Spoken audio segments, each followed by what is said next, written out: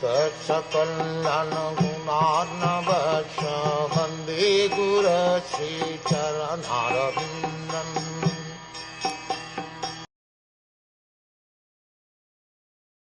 Thereafter, in the capital of Hastinapur, he enthroned his grandson, who was trained and equally qualified, as the emperor and master of all land bordered by the seas.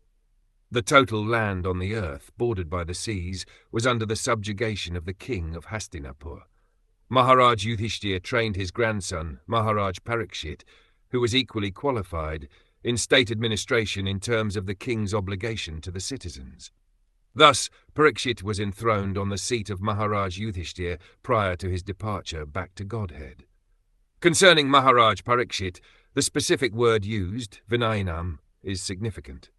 Why was the king of Hastinapur, at least till the time of Maharaj Parikshit, accepted as the emperor of the world?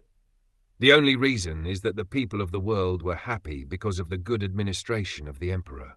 The happiness of the citizens was due to the ample production of natural produce, such as grains, fruits, milk, herbs, valuable stones, minerals, and everything that the people needed.